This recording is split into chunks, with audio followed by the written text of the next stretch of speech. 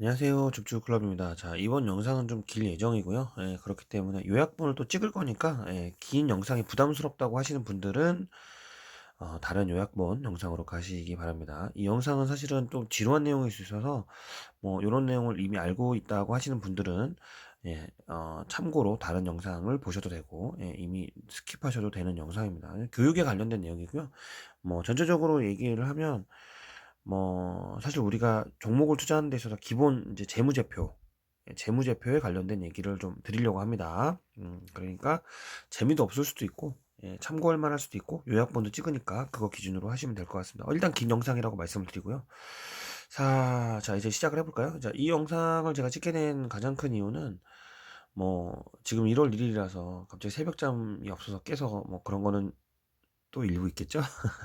있는데, 가장 중요한 거는 이제, 사실 이 채널을 제가 열면서 개인 투자자들이 가장 힘든 것들이 뭐냐면, 첫 번째는 이제 잘 모르시니까.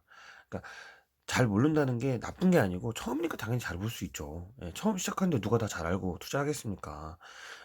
뭐든지 마찬가지, 연애도 마찬가지잖아요. 처음에는 다 시행착오가 있고 어려운데, 그런 것들을 누가 좀 알려주면 좋겠는데, 물론 알려준다고 그게 답은 또 아니잖아요. 또 자기가 경험적인 부분이 있어야 되고, 실패에 대한 다시 자기 반성도 해야 되고, 성찰도 해야 되고. 우리 어렸을 때 잘 모를 때 뭘 하던가 일을 하거나, 우리 젊었을 때 일하거나, 사업도 처음에 젊었을 때 하다 보면, 그러니까 꼭 젊든 뭐 아니든 처음 시작했을 때 힘들잖아요. 어렵잖아요. 모르고 시행착오도 벌고 하다가 다시 또 이제, 이렇게 하면 알겠다가도 또 다시 모르겠다가도 여러 가지 시행착오나 이런 것들을 겪게 되죠.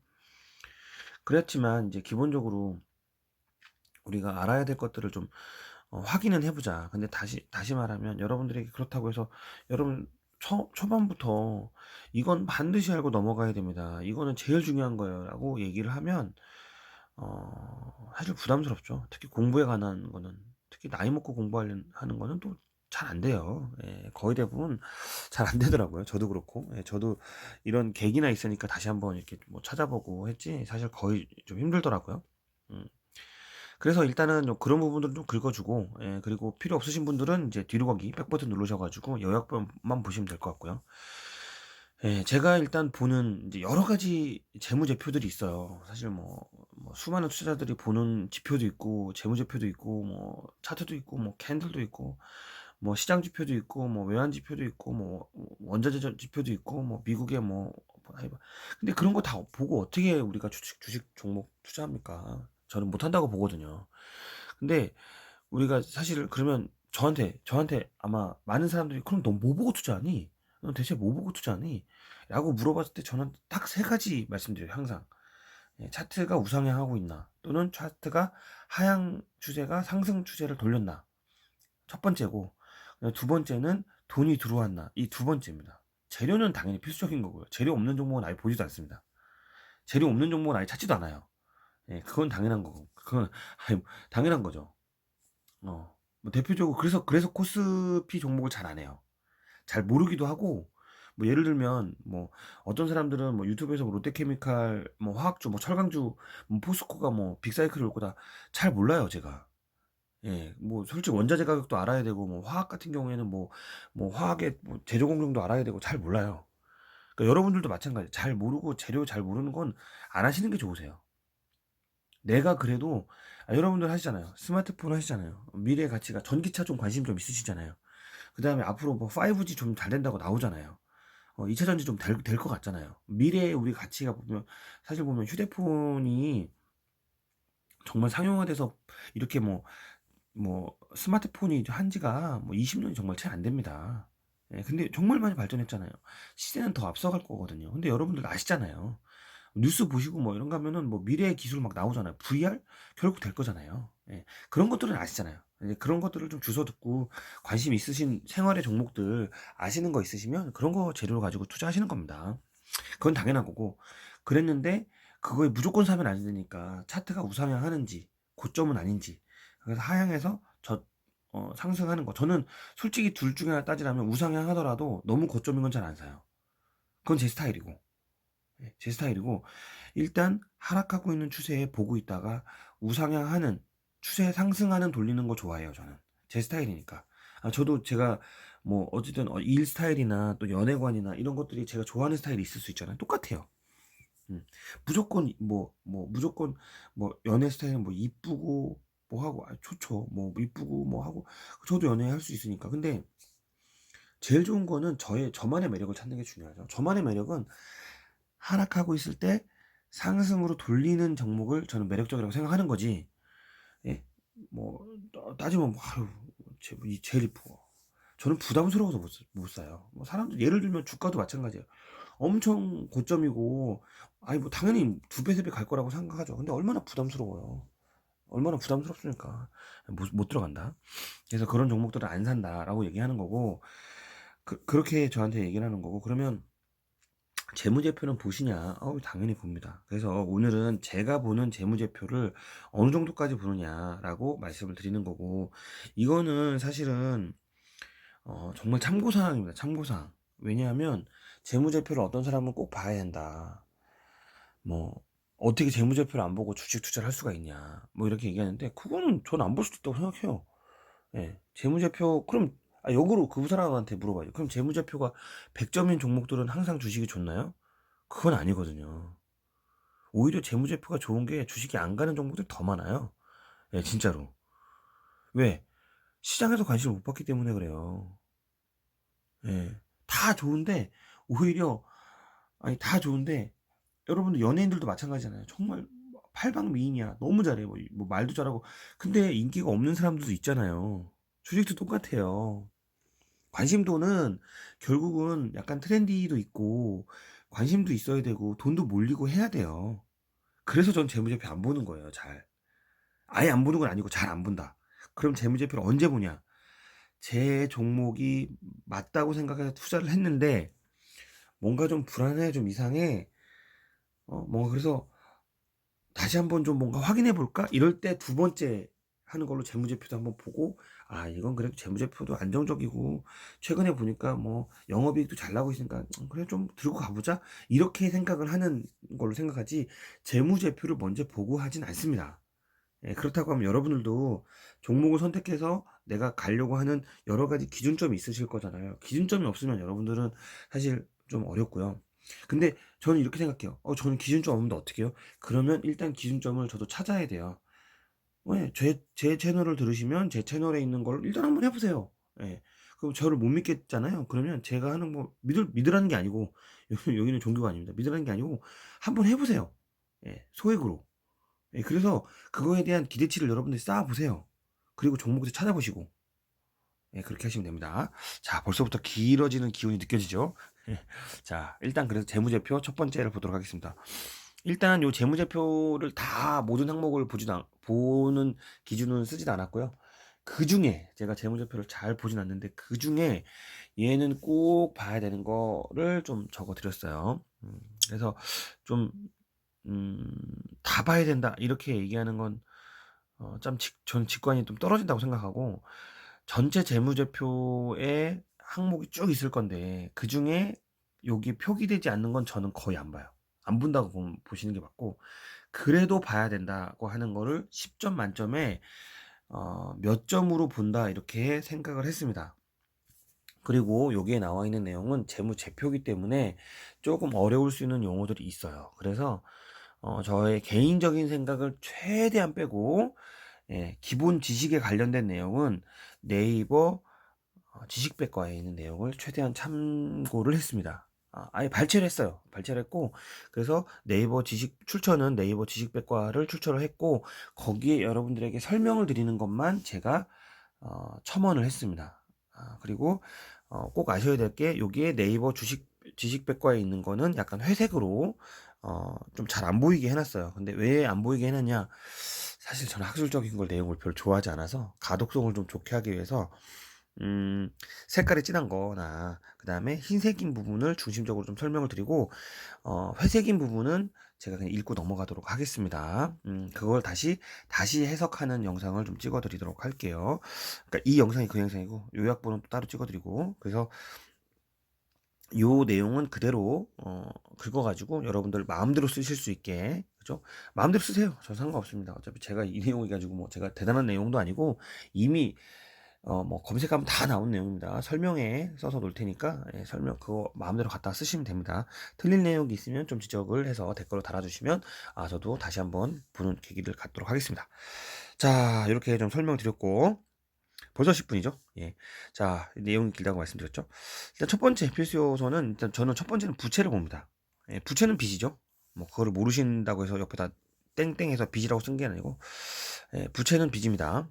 뭐 쉽게 알고 계시면 돼요. 부채에 대해서 뭐 이런 부채 저런 부채 뭐 이렇게 뭐 CB는 부채인가요? 뭐 BW는 뭔가요? 뭐 이렇게 물어보는데 그건 다 필요 없어요. 그냥 부채는 빚입니다. 그렇게 알고 계시면 되세요. 부채는 빚이다. 뭐 이게 사채든 전환사채든 뭐든 다 필요 없어요. 부채는 빚이다. 그다 포함해서 재무제표에 나오기 때문에 그냥 부채는 빚이다. 빚이 얼마나 되고 있다. 그러면 빚을 봐야 될 건 뭐냐? 빚이 늘어나냐 안 늘어나냐? 요건 좀 보면 되겠죠. 근데 이게 여러분들 빚이 늘어간다고 해서 존여 나쁘냐? 그건 아니에요. 그냥 빚이 늘어난다? 안 늘어난다. 여러분들 빚을 좀 알레르기가 있죠. 대한민국은 빚 알러지 있는 국가죠. 제가 아는 사람도 빚을 좀 얻으셔요. 이렇게 얘기하면 나는 빚 없이 살고 싶다고. 집은 빚이 사야죠. 은행으로 사는 거죠. 나는 것도. 저는 사실은 저희 집도 뭐 은행의 빚으로 다 해서 사는 거죠. 산다고요. 리브. 바이 아니고요. 사는 거죠. 뭐 은행 도움 없이 어떻게 리브 합니까? 삽니까? 다 뭐죠, 그죠? 은행의 부채를 가지고 사는 거죠. 그걸 너무 알러지 있게 생각 안 했으면 좋겠어요. 다시 말하면 모든 시장의 가치의 기업은 부채가 많다고 나쁜 기업이다. 부채가 없다고 뭐 좋은 기업이다. 이런 건 아니다. 그냥 부채는 빚이다. 요거 이상도 이하도 아닙니다. 자, 영업이익, 번 돈이다. 돈은 버는 거죠. 자, 그럼 여기서 중요한 거, 여기 별표가 있는 거죠. 요게 10점 만점에 8점이라는 거예요. 적자 기업이냐, 부채가 늘어나냐, 요거를 판단하셔야 돼요. 자, 근데 부채가 늘어나냐는 뭐 좋을 수도 있다, 나쁠 수도 있다. 이거 편견 아닌데 적자 기업이냐, 요거는 긍정이냐 부정이냐 판단하는 아주 중요한 기업이에요. 아주 중요한 거예요. 아주 중요한 내용이 나옵니다. 여기서 저는 재무제표에서 저는 이거는 반드시 봐야 된다고 생각해요. 첫 번째, 적자 지속 적자냐. 오타네요. 죄송합니다. 할 때는 고칠게요. 오탈자는 좀 나중에 봐주세요. 죄송합니다. 지속 적자냐, 적자자로 돼 있네요. 적자냐, 요거는 정말 안 좋은 거예요. 제일 안 좋은 거. 단기 적자냐, 요거는 찬스가 될 수 있어요. 근데 요것도 어떤 적자냐에 따라 달라요. 근데 예를 들면 이런 거예요. 이 기업은 참 좋은 기업이야. 근데 그 해에 업황이 너무 안 좋았어. 예를 들어볼게요. 이 회사는 정말 튼튼하고 너무 좋아. 근데 코로나야. 여행을 못 가. 그래서 올해는 망했어. 이 회사 너무 좋아. 근데 올해 업황은 망했어.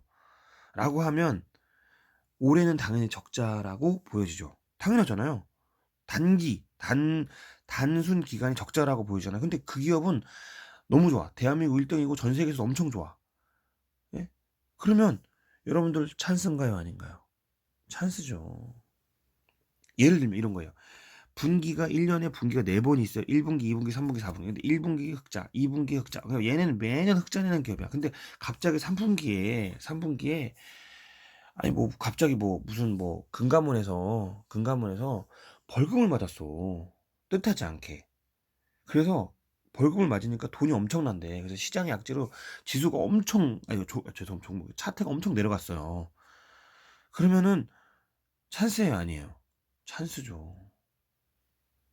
그래서 단기 적자냐라는 거는 그 기업의 가치나 재료를 보고 나서 찬스일 수 있다. 지속 적자는 절대 찬스가 아닙니다. 빠져나오셔야 돼요. 그런 거 하시면 안 됩니다.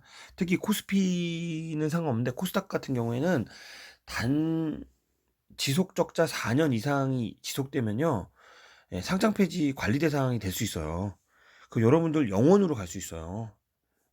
주식은 영원히 거의 없는데 상장 폐지되는 종목이 되는 건 정말 조심하셔야 돼요. 이거는 그래서 중요하다는 말씀 드리는 거예요. 지속 적자냐는 제일 중요합니다. 단기 적자는 찬스가 될 수 있어요. 자, 평균 0이냐? 이거는 뭐냐면 어떤 한 해는 흑자, 어떤 한 해는 적자. 이렇게 해서 뭐 흑자고 적자고 이렇게 할 수 있어요. 근데 요거는 저는 그렇게 추천해 드리진 않아요. 왜냐하면 이왕이면 흑자나는 게 좋죠. 적자 기업보다는 흑자나는 기업이 당연히 좋고요. 근데 평균 0이냐도 뭐 뭐 예를 들어서 바이오주 같은 경우, 바이오주는 적자 기업이 장난 아니에요. 뭐 전체 100%면은 한 7-80%가 적자 기업이에요. 왜냐하면 거기는 당연히 투자가 많으니까 인건비가 엄청 들어가요. 거기는 투자자가. 예. 뭐 연구 투자비가 엄청 들어갑니다. 그러니까 당연히 적자일 수밖에 없어요. 예, 근데 그런 주식에 하지 말아야 되냐? 아니요, 아니요. 그런 얘기를 하는 건 아니고, 예, 투자를 해도 되죠. 근데 미래 가치가 충분해야죠. 예, 여러분들도 그거에 대한 불안감이 없으셔야 되고, 그런 불안감에 강철 멘탈인 경우에는 저는 가는 거죠. 근데 저는 제가 항상 이 방송을 말씀드리는 건 그거죠. 아, 그렇게까지 할 필요가 있냐, 이런 거죠. 예, 그래서 평균 0이냐는 거는 재료가 정말 튼튼하지 않는 이상은 저는 웬만하면 하지 어, 않는 게 좋다. 그 밑에가 그거죠. 투자하느냐 적자냐. 요게 아까 얘기했던 바이오주 같은 거나 이제 하이테크 관련주, 기술주 뭐 이런 거죠. 이거는 어쩔 수 없이 그 기술을 투자하려면 엄청나게 많은 돈이 들어가야 돼. 그건 어쩔 수가 없어. 그럼 뭐 인건비가 엄청나게 뭐 시설금이 엄청 들어가야 돼. 그래서 돈이 빵 꺼놨어. 예, 그래서 적자야. 예, 근데 지속 적자냐 단기 적자냐 차이가 있겠죠. 근데 이것도 미래에 흑자가 날 가능성이 있다. 예를 들어 적자폭이 준다. 지속 적자인데 적자폭이 줄고 있어. 근데 계속 뭐 꾸준하게 적자폭이 늘고 있어. 그럼 절대 안 되고요. 그래도 그나마 마지막 투자하느냐 적자야. 근데 적자냐. 이건데 적자폭이 그래도 조금 줄고 있어. 이런 거는 그래도 저는 투자해 볼 만하다. 라고 하는 거죠. 근데 웬만하면 적자인 거는 하지 않는 게 좋죠. 예. 그래서 여러분들 좀 아셔야 돼요. 성장주라 하더라도 좀 너무 말도 안 되게 성장주는 좀 아닌 거죠. 자, 그래서 10점 만점에 8점. 제일 중요한 건 적자냐, 예, 지속 적자냐, 단기 적자냐, 그다음에 투자하느냐, 적자냐. 요런 거죠. 예, 투자하느냐, 적자냐라는 거는 그거는 사실 밑에 좀 볼 수가 있으니까 그건 좀 따로 좀 보도록 할게요. 예, 투자하느냐 적자냐는 거는 어쨌든 내가 투자하는 비율이 있으니까 그거는 좀 확인하시기 어렵진 않으세요. 예. 근데 사실 이건 리포트를 좀 봐야 되기 때문에 뭐 각 기업 리포트를 좀 보셔서 조금 어려울 수 있긴 하겠네요. 예. 근데 뭐 사실 일단 쉽게 말하면 투자하는 적자를 여러분들이 판단하시긴 어려우니까 일단 적자 폭이 주는 걸로 하시죠. 적자 폭이 주느냐 이렇게 보시면 되겠습니다. 근데 어쨌든 지속 적자냐, 지속 적자가 늘어나냐 이런 거는 조심하시는 걸로 좀 했으면 좋겠습니다. 예. 자, 그다음 세 번째 이제 PER, 퍼라고 하죠. 예, 그래서 고퍼주냐 저퍼주냐 이렇게 나와 있는데 요거는 저는 3점 주겠습니다. 10점 만점에 3점. 제가 보는 가치 요걸 보고 종목을 투자한다는 건 3점 주겠습니다. 자, 한번 읽어볼게요. 그냥 있는 거대로. 주가 수익 비율. 이 주식이 비싼가?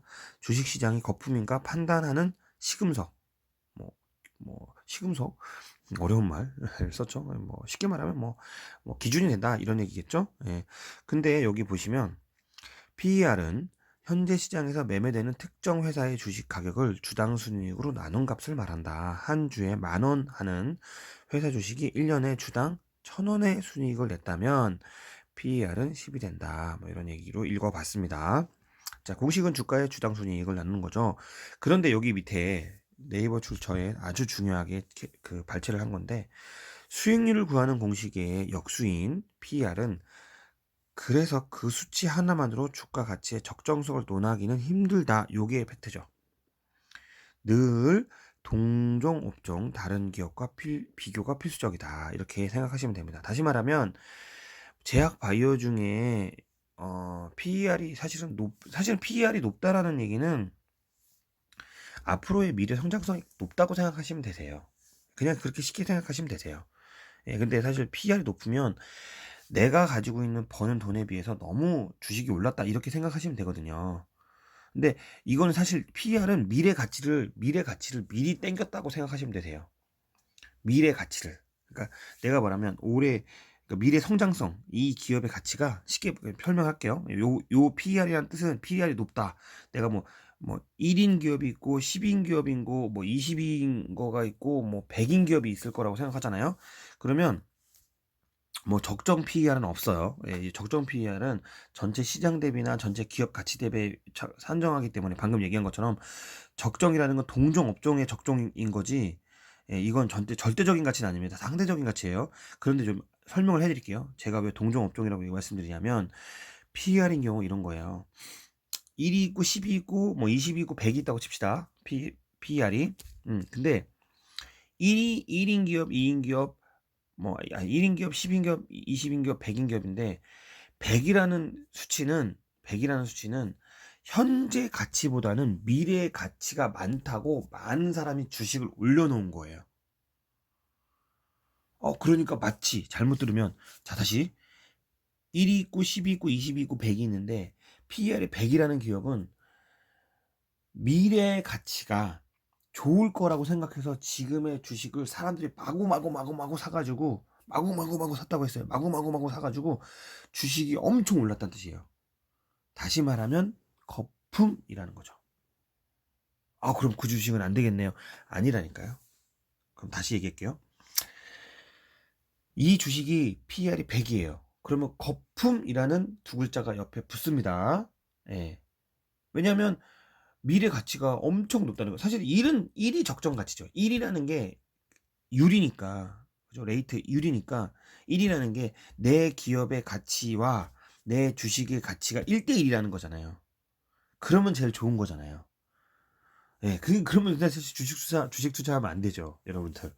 자, 예금으로 돌아가세요. 그분들은 자기 성향이, 야, 그러면 고평가되는 것들은, 버블인 거, 거품이라고 하는 거는 못 사겠어. 라고 하는 분들은 은행으로 가셔야 되는 거고요. 자기 성향상. 우리 주식 투자판에 이미 손을 들였으면 그런 마음은 점점 지우세요. 자, 그러면 보세요. 그럼 100을 사야 되냐? 그게 아니고, 자, 100을 설명드립니다. 아까 얘기했던 동종 업종. 내가 PER이 100이야, 이 종목이.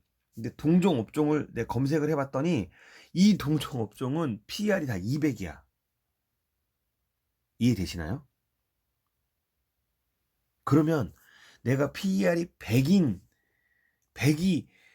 미래 가치가 엄청 좋다고 판단해서 엄청 사람들이 사서 거품이라고 보여지지만 다른 업종, 동종 업종에 비해서는 절반 가격이죠.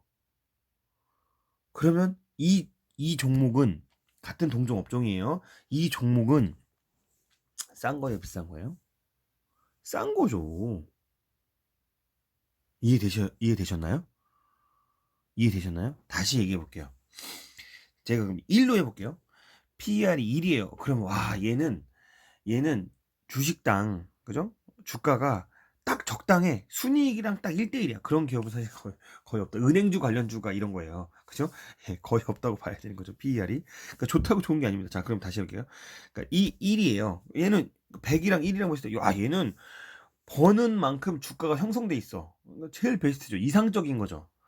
예, 이상적인 주가 가치를 했죠. 그런데 1이에요. 동종 업계를 봤더니 다 PER이 0.5야. 그럼 이 종목은 겁나 비싼 거예요. 2배나 비싼 거예요. 그렇게 여러분들 판단하셔야 된다. 그래서 PER이 높다, 작다가 아닙니다. 얘는 상대평가로 가셔야 돼요. 무조건. 상대평가. 요게 중요한 포인트입니다. 네. 동종업계를, 그거 다 어플 가면 동종업계 다 나옵니다. 여러분들. 예, 검색하면 다 나와요. 제가 나중에 한번 검색하는 법 알려드릴게요. 그 시간이 아니니까 안 알려드립니다. 어쨌든 PER의 개념은 높다, 낮다의 절대성이 아니에요. 상대성. 동종업계보다 높으면, 이건 진짜 고평가돼 있네. 거품이네. 그때 얘기할 수 있는 거고. 낮으면, 이거는 동종업계는 이 정도인데, 아직 가겠네. 라고 생각하는 거죠. 일단 재무제표입니다. 근데 저는 많이 보지 않으니까 3점 드립니다. 네, 요거 계산하는 공식은 외우지 마세요. 이거 다 나와 있어요. 나와 있는데 뭘 보세요. 이 숫자가 의미하는 것만 알면 되지. 뭘 계산하고 있어. 우리는 증권맨이 아니에요. 그냥 이 의미를 해석할 수 있으면 돼요. 그냥 PER이 높냐, 나. 그러니까 어떤 사람들은 또 주식도 잘 모르시고 이런 얘기 한단 말이에요. 야, 이게 퍼가, 야, 이거 뭐, 야, 20이 넘고 테슬라 퍼가 장난이 아니에요. 예. 그 테슬라 퍼가 높다 낮다 할 수가 없는 거예요. 미래의 가치를 그 사람들은 좋다고 생각하니까 사니까. 근데 동종 업계보다 비싸면 비싸다고 생각하는 거죠. 낮으면 낮다고 생각하는 거고. 근데 타 종목, 예를 들어서 뭐 삼성전자랑 테슬라랑 비교한다. 말도 안 되는 얘기입니다. 동종 업계가 아니잖아요, 일단. 예, 같은 업계. 전기차 생산의 종종 업계를 보셔야죠. 예, 그렇게 생각하시면 됩니다. 이해되셨죠? 모르시면 댓글로 달아주세요. 자, BPS 2점 드립니다. 주당 순자산, 얘를 또 좋아하시는 분들이 계세요. 이것도 좋아하시는 분들은 자, 예금으로 가세요. 주식하지 마시고. 자꾸 주식판에서 그 멀어지라고 얘기하는 것 같은데 그게 아니고, 주식을 이제 하려고 하는 목적이 있을 거 아니에요. 여러분들이 항상 이런 생각, 야, 이렇게 무서운 주식 갖고 할 수 있냐? 뭐 이렇게 하시는 분들이나 한 분, 또 한 분은 야, 이거는 몰빵이야. 이렇게 하시는 분들은 성향이, 제가 말씀드릴게요. 이거밖에 무조건 나 하고 몰빵하고 나는 엄청 버티기, 어? 뭐 버티기 뭐 이렇게 하는 분들은 강원랜드로 가시고요. 야, 이거 진짜 어? 빚이 이렇게 많아서 주식 이 회사 망하는 거 아니야? 흑자는 나지만 야, 이거 믿고 투자하겠어? 불안해서 투자하겠어? 라고 하시는 분들은 예금 적금으로 가세요. 네, 이미 말씀드렸습니다. 그래서 BPS 주당 순자산, PBR이랑 같은 얘기인데 PBR이랑 BPS랑 다른 게 딱 하나 있어요. 금액으로 따지냐 율로 따지냐, 이게 차이예요. 요거는 한번 제가 읽어볼게요. 이것도 네이버 지식백과에서 제가 출처한 거고요. BPS, 북 밸류 for share라고, 주당 장부 가치. 이 북은 장부를 말하는 거죠. 이 장부라는 거는 재무제표, 장표 말하는 거고요. 그죠? 가치인데는 기업이 자산의 모든 자산을 장부, 회계적 가치. 이 장부가 중요합니다. 회계적 가치로 청산한 후 우선주를 포함한 모든 부채를 제외하고 남은 금액을 총 발행된 주식수로 나누는 금액을 말한다. 예를 들어 볼게요. 이 주당 순자산 금액이, 이건 금액으로 나옵니다. 율이 아니니까. 금액으로 나오면 얘가 1,000원이에요. 얘가 1,000이라고 써 있어요. 그럼 1,000원이거든요. 예, BPS가. 근데 내 이 주식이 900원이야. BPS는 1,000원인데 지금 현재 거래되는 시장 가격이 900원이야. 그러면 어떻게 계산하면 되냐면, 이 회사가 상장 폐지가 되고 회사가 망했어. 예를 들어서 그 시점, 그러니까 갑자기 딱 망했어. 오늘 상장 폐지합니다. 예? 저 이제 회사 안 할 거예요. 모두 처분합니다. 라고 했을 때 그 회사를 모두 처분해요. 회계 장부상입니다. 모두 처분해. 그러면 그 처분된 금액을 있을 거 아니에요?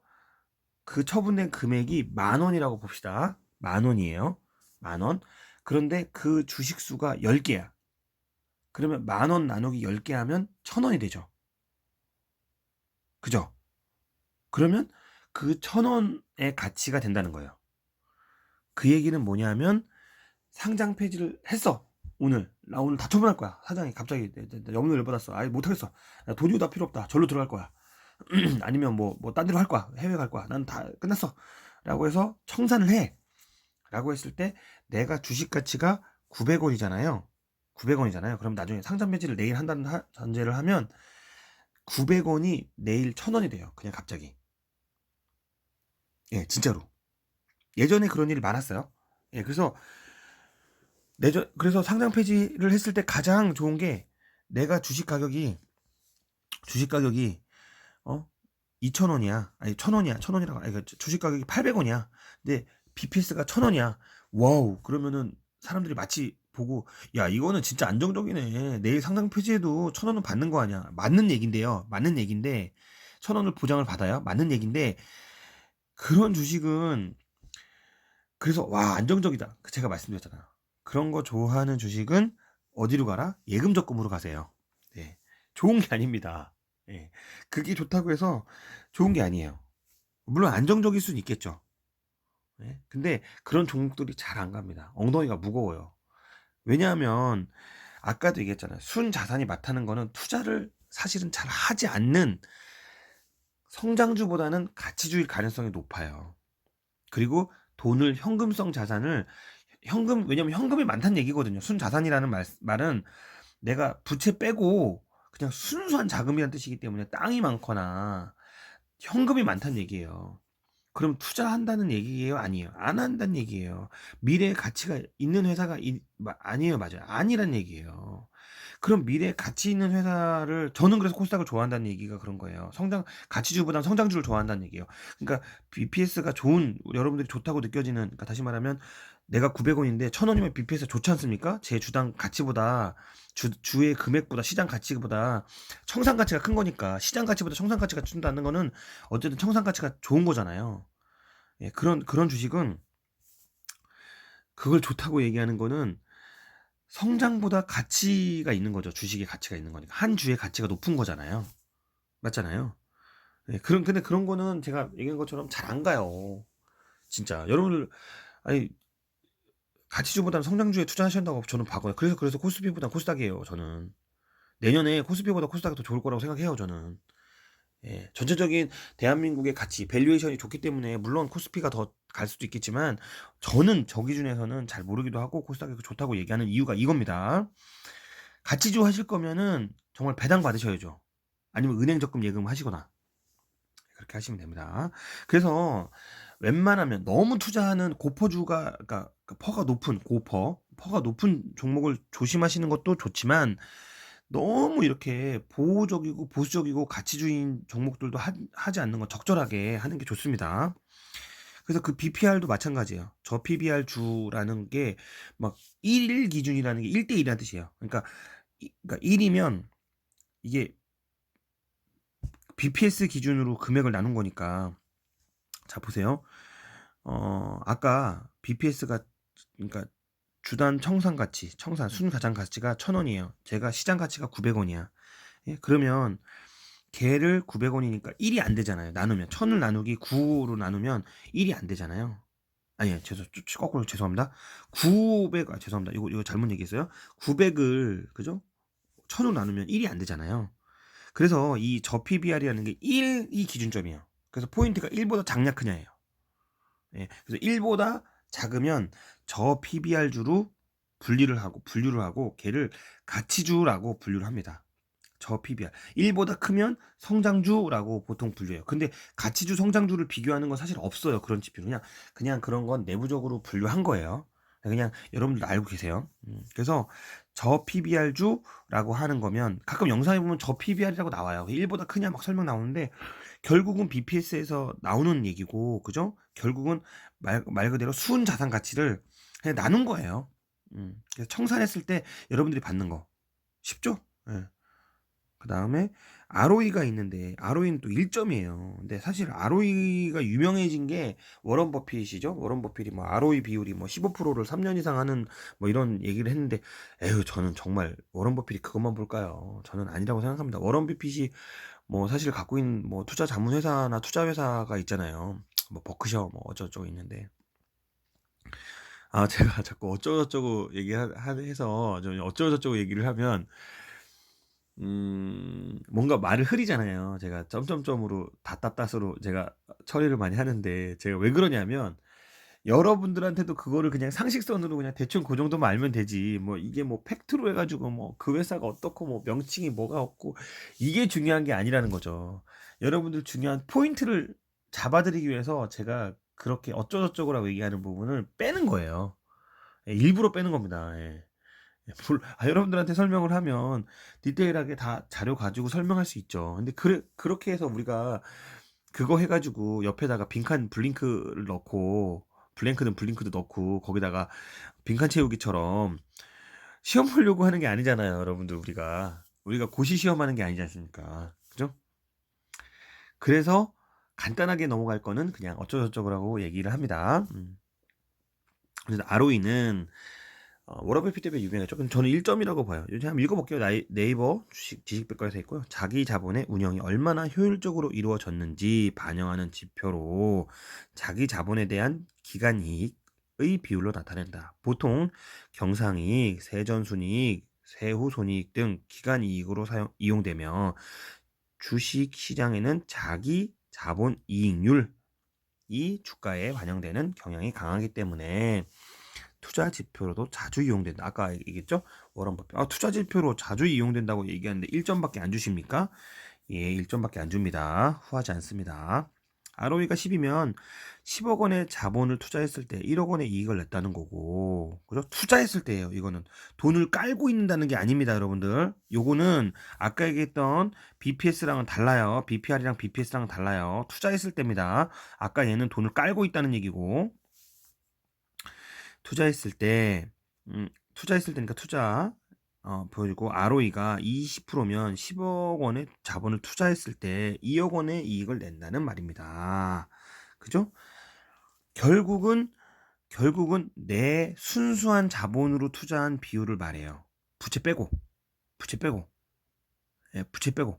예, 순수한 내 자본을 투자했을 때, 그러니까 여러분들 자꾸 부채에 대해서 얘기하는데, 예전에 사실 이게 대한민국 교육에 저는 문제라고 생각을 하는데, 옛날에 제가 경제나 또는 이제 뭐 한국 경제 또는 이제 정치 경제, 우린 정치 경제 얘기 배웠죠? 그러니까 나이가 공개가 되나요? 요즘엔 정치 경제가 없을 건데, 정치 경제 배울 때 우리 경제 선생님이 거시적 경제와 미시적 경제에 대한 얘기를 하면서 부채에 대한 얘기를 해줬어요. 근데 그러면서 제일 많이 했던 게 뭐냐면, 삼성전자가 부채 비율이 400%가 넘는다. 지금도 막 거의 비슷하거든요. 막 그러면서 막 그거에 대한 비난을 했어요. 어떻게 부채를 그렇게 400%나 갖고 자기 돈이 아닌 남의 돈을 가지고 장사를 할 수 있냐. 그리고 저는 그 패러다임에 시달린 게 20년이었어요. 진짜 나이가 나오네. 10년, 5년입니다. 5년, 5년, 10년으로 하시죠. 10년으로 하시죠. 10년 정도 됐는데요. 그게 잘못됐다는 거를 이제 주식시장에서 이제 새로운 경제에 대한 책들을 많이 보면서 좀 느꼈죠. 예. 근데 어떤 경제가 맞냐라는 관점이고, 경제학자들은 사실 부채를 굉장히 소중히 생각해요. 예, 부채의 경제가 되게 중요하다고 생각합니다. 그건 나중에 좀 다루고요. 근데 그러면서 그게 마치 대한민국은, 그래서 제가 계속 보수적 경제라고 얘기하는 게, 대한민국이 사실 부채 비율 되게 좋아요. 근데 요즘도 공익광고에서 뭐 이런 얘기 나오죠. 조선일보, 뭐 중앙일보, 뭐 또 신문사, 뭐 이런, 뭐 제가 조선일보, 중앙일보를 싫어하는 건 아니고 가끔 그런 데서 뭐라고 나오냐면, 정말 나와서 말씀드리는 거예요. 뭐라고 나오냐면, 우리가 뭐 자손이 짊어져야 될 뭐 짐이 한 사람당 뭐 1200만 원이 뭐 초과되면, 저 때는 뭐 500만 원, 700만 원이었거든요. 뭐 10년에 뭐 1200만 원 됐고, 뭐 이런 얘기가 나와요. N으로 나눴을 때. 예. 그게, 그러니까 쉽게 말하면 이게 제가 말씀드리는 것처럼 BPS로 나눈 거죠. 응? 그래서 대한민국 성장률이나 이런 것들은 전혀 고려하지 않고, 그죠? 대한민국이 지금 그 가지고 있는, 어 저기 뭐지, 3만 달러 가고 있는데, 그런 거는 전혀 고려하지 않고 있죠. 그 전 세계적으로 팩트로 말씀드리면, 전 세계적으로 대한민국은 되게 국가 건전성 중에 부채가 되게 안정적인 나라 중에 하나입니다. 예, 그거는 제가 뭐 어떤 정권에 대해서 뭔가 찬성하고 이런 거 전혀 아니고요. 그냥 그거는 네이버에 검색해 보시면 돼요. 대한민국 부채 비율이라고 쳐보시면 제일 많은 나라가 뭐 미국, 일본 뭐 이런 나라예요. 우리나라는 그거에 비하면은 뭐 몇 불의 수준도 안 됩니다. 미국하고 일본은 강대국이잖아요. 맞아요. 그러니까 우리 강대국이 아닌데 저희 나라는 순위가 되게 하위예요. 부채 비율 기준으로는. 한번 보세요. 근데 어쨌든 그래서 그만큼 부채에 대해서 홍남기 저기 뭐지, 그분도 그런 거에 대해서 IMF를 겪으신 분이기 때문에 되게 보수적이라는 걸 알아요. 이주열 한국은행 총재도 마찬가지고, 예, 되게 그렇다고 그게 나쁘다는 얘기가 아니라, 너무 부채에 대해서 경계할 필요가 없다는 얘기를 말씀드리는 거죠. 그래서 이 ROE는 부채 빼고 순수한 자산으로 내가 투자를 했을 때 얼마만큼 이익을 얻느냐, 이런 거죠. 내 돈 내사는 거 비슷해요. 예, 연태까지 뭐 투자 없이.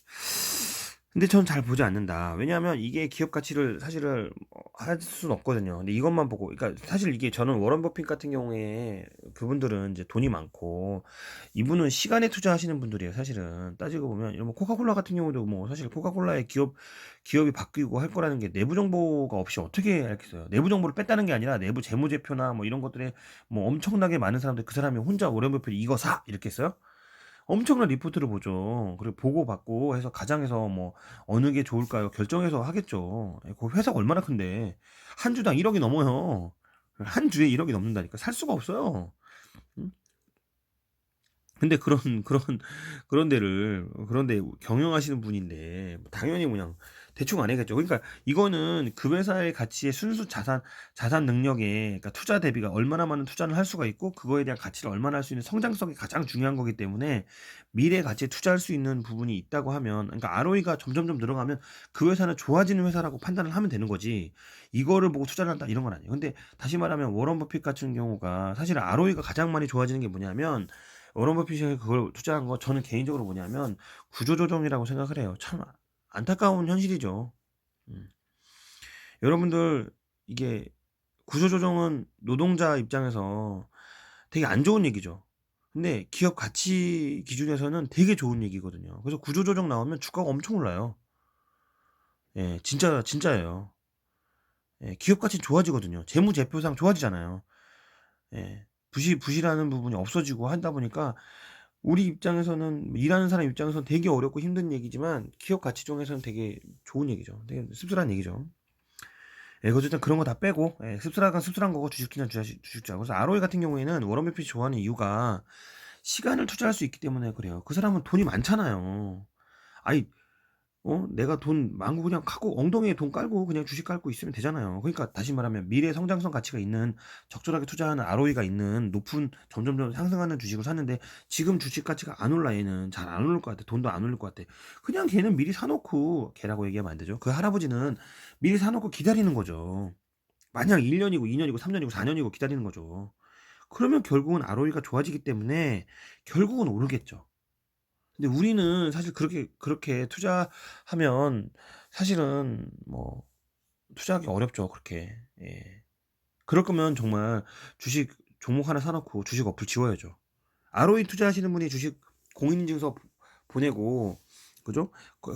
뭐 감옥 갔다 오거나, 감옥을 가라는 얘기는 아니고, 그러니까 주식을 할 수 없는 상황으로 가야죠. 그러면 정말 돈 벌죠. 근데 그럴 수가 있냐고, 우리 거죠. 저는 아침에 출근하면서 무조건 주식창 한번 열어보고, 점심에 주식창 한번 열어보고 이러거든요. 뭐 장중에도 가끔 열어보고요. 쉬는 시간에 저도 쉴 때가 있으니까. 예, 그렇게 보잖아요. 근데 안 볼 수가 있냐는 거죠. 그 현실적으로 불가능하다. 개인 투자자는 현실적으로 불가능하다. 그리고 돈이 많은 사람이 아니면 현실적으로 불가능하다. 돈이 여유가 있으니까 하는 겁니다. 그런 거는. 예. 자, 거의 끝났어요. 죄송합니다. 40분이 넘어가고 있죠. 예, 3배속으로 들으세요. 3배속 지원하지도 않는데 2배속으로 들으세요. 자, 참고 유보율 나오죠. 유보율도 똑같이 네이버에서 똑같이 회색이니까 긁어왔어요. 사내 유보율, 내부 유보율로도 불리며 기업에 동원할 수 있는 자금량을 측정하는 지표로 쓰인다. 일반적으로 부채 비율이 낮을수록 유보율이 높을수록 기업의 안정성이 높다고 판단할 수 있으나 그 다음이 중요하죠. 유보율만 가지고 단정적으로 좋다 나쁘다 평가할 수는 없다 라는 거죠. 그래서 0.5점 줍니다. 보긴 보는 거니까. 다 마찬가지예요. 이거 보세요. 이거 제가 한 말이 아닙니다. 네이버에서도 이 전문가들이, 이거 사실 네이버 정보가 틀리면 엄청 많은 내용이 나오기 때문에 이거 다 지식백과에서 긁은 거예요. 결론적으로 빠지면 이런 걸 가지고 투자의 지표를 할 수가 없다고 이미 선언돼 있잖아요. 1번. 그래서 발췌한 거예요. 다 전체적으로 다 읽으시긴 어려우시니까. 예, 중요한 부분 발췌한 겁니다. 예, 발췌록이라는 걸 다시 한번 말씀드리고요. 여기서 제가 빨간 부분이나 흰색 부분은 제가 쓴 부분이고 나머지는 발췌했다는 걸 다시 한번 말씀드립니다. 자, 다시 한번 정리를 좀 할게요. 정리 영상 다시 한번 찍고. 일단 제가 볼 수 있는 건, 필수적으로 얘기한 거는 적자 기업이냐, 적자가 지속이냐, 단기 적자냐, 평균 0이냐, 아니면 투자하나 적자가 없냐는 것들을 보여야 돼요. 그러니까 뭐 그래도 적자가 좀 줄어드냐, 요건 좀 가치가 좋을 수 있겠죠, 이런 거고. 그래서 반드시 빚은 봐야 된다. 왜냐하면 적자가 지속되면 여러분들 계좌가 한순간에 망칠 수 있어요. 저한테 그러면 질문할 수 있겠죠. 혹시 상장 폐지 종목 있었습니까? 네, 많았죠. 전체 퍼센테이지로 따지면 얼마 정도 됩니까? 전체 종목 중에 한 3, 4% 되는 것 같은데? 예. 저 의외로 많이 상장 폐지 당했어요. 뭐 코롱 티슈진도 당했고요. 예. 저는 대표적으로 말씀드린 코롱 티슈진, 그다음 라이트론 이런 회사들 상장 폐지 당했어요. 예. 지금 사실 상장 폐지 뭐 거의 된다고 봐야죠. 될 거라고, 정리매매 수준인데 갖고 계신 분들은 좀 상가, 예, 그죠. 위로의 말씀 좀 드리고요. 예, 근데 사실은 저는 그렇게 뭐 나쁜 기업이라고 생각하지 않았어요. 근데 상장 폐지 됐거든요. 근데 적자가 지속되는 기업도 아니고, 예, 코론 티슈는 좀 투자가 많아서 그렇죠. 근데 그거는 뭐 다른 요인이고, 적자가 많은 기업이 있어서 상장 폐지된 적이 있냐? 예, 그런 건 없고요. 예. 근데 어쨌든 특정 상장 폐지가 된 기업들은 사실 많이 있어요. 예. 상장 폐지 관련해서는 뭐 잠깐 얘기 드리면, 일단 적자가 지속돼서 상장 폐지가 됐다는 얘기는 꼭 상장 폐지가 되는 건 아니에요. 그런 종목은 사실 뭐 심사를 또 하긴 하는데 어쨌든 그 관리 종목에 등장이 되면 주식이 떨어지죠. 그러니까 하지 말라는 얘기고. 상장 폐지뿐만 아니라 주식 떨어져요. 관심도가 멀어지고 위험 자산은 여러분들 많이 투자하지 않는 경향이 되는 거죠. 자, 세 번째. 펀은 항상 모든 건 동종업종에 비교해라. 고퍼다, 나쁘다, 또는 저퍼다, 좋다, 이런 건 아니다. 동종업종 기준으로 비교를 하시되, 이거에 투자에 대한 부분을 삼으시면 안 된다는 거고, 그죠? 미래의 가치를 대변한다, 얘는. 미래의 가치를 보고 주식이 오른 거다라는 거다. 항상 그러니까 사실은 테슬라가 지금 엄청나게 고퍼주거든요. 미래 가치가 있으신가 그렇죠. 앞으로 사실 미국 시장이 이렇게 전체 자동차 시중에 7%, 8% 정도라고 하는데 테슬라가 사실은 전기 자동차가 지금 7, 8%지 내년에 16% 되면 어때요? 미래 성장성이 벌써 2배 아닙니까? 성장성이 200%예요. 그러면 주식이 200%뭐 퍼가 뭐 100% 넘는다고 하던 것 같은데 제가 정확한 수치는 모르겠네요. 그거 찾아보세요. 근데 뭐 그럴 수 있는 거죠. 아니면 뭐 전기차가 앞으로 좋아질 건 당연한 거 아닙니까? 그런 거고. 자, BPS는 주당 순가치, 순자산. 다시 말하면 얘는 전체 자산을 내가 처분했어. 전체 자산을 처분하고 나서 장부상, 회계장부상 다 처분했더니 이 가치가 그죠? 전체 자본금을 다 N으로 주식수로 나눴더니 어, 그 가치가 지금 시장의 가치랑 비교하는 거예요. 그죠? 그거를 BPR이라고도 같이 얘기하고, 그죠? BPR이라고 하고, 그 BPR이 1이냐 하면은, 1보다 크다. 1보다 커. 그러면 시장의 가치가 이 BPS 가치보다 높은 거고, 1보다 작아. 그러면 시장의 가치가 낮다. 그래서 저평가 받고 있다고 얘기를 하는 건데, 그거는 시장의 저평가라는 말은 다시 말하면 관심을 못 받고 있다. 이렇게 생각할 수 있어요. 재료가 사실 부실하다. 이럴 수 있어요. 그냥 현금 깔고 있다. 이렇게 생각할 수 있어요. 예. 그래서 그 저PBR 관련해주는 그러니까 1보다 작은 주를 저PBR주라고 하는데 0.5, 0.8 이렇게 되는 주도 많아요. 저PBR주, 뭐 은행주 뭐 이런 것들은 막 저PBR주 많아요. 왜냐면 돈을 깔고 있으니까, 그죠? 그다음에 부동산 관련주 뭐 이런 것도 저PBR주 상당히 많습니다. 예. 그다음에 ROE는 아까 말씀드린 것처럼 내가 이제 내가 이제 내 순수 자본금을 빚 빼고 투자했을 때 얼마만큼 이익을 내느냐, 그죠? 이건 아까 워런 버핏 얘기 나왔죠. 왜냐면 참고만 하세요. 그래서 ROE가 증가가 되면 좋다. 증가가 되면 좋다 이런 거고, 그죠? 유보율도 뭐 사실 뭐 높다 나쁘다 하는데 사실 증가되는 게 좋겠죠. 근데 유보율이 증가된다는 얘기는 현금성 자산을 또 쌓아놓을 수도 있기 때문에 또 투자 관점은 또 안 좋을 수도 있어요. 그러니까 어쨌든 뭐 돈이 많은 건 뭐 좋겠죠. 뭐 다시 말하면 부채는 적고 유보율은 좀 많으면 좋고 그다음에 ROE가 증가하고 이런 거는 좋겠죠. 그죠? 거기다가 퍼도 적정하고 그다음에 PBR이나 BPS도 좀 괜찮고 하는 거죠. 그죠? 자, 여기까지 영상을 좀 길게 찍어봤고요. 와, 50분이나 찍었네요. 저도 징하네요. 50분 찍었고 길게 들어주시면 너무 감사하고요. 요 내용은 똑같이 긁어가지고 오탈자 조금 수정해가지고 올려놓도록 하겠습니다. 너무 고생 많으셨고요. 또 요거 말고도 이제 다음 영상은 아마 압축되는 거 말고 이제 또 영상을 찍으면 그 영상을 찍을 거예요. 기관 투자자가 2020년도에 얼마나 팔아 제꼈는지 2020년도에 그 물량을 거진 다 채울 거라고 예상이 됩니다. 외인은 저는 얼마만큼 물량이 있는지 모르죠. 사실은 거의 무한대라고 생각을 하고 어쨌든 그 기관 물량에 대해서 좀 고민을 해볼까 생각 중입니다. 자, 줍줍 클럽이었고요. 너무 긴 시간 너무 감사합니다. 끝까지 만약에 나는 1배속으로 끝까지 다 들었다. 끝까지 다 들었다고 하시는 분들은 꼭 댓글 달아주세요. 꼭 감사 인사를 따로 드리도록 하겠습니다. 줍줍 클럽이었습니다. 감사합니다.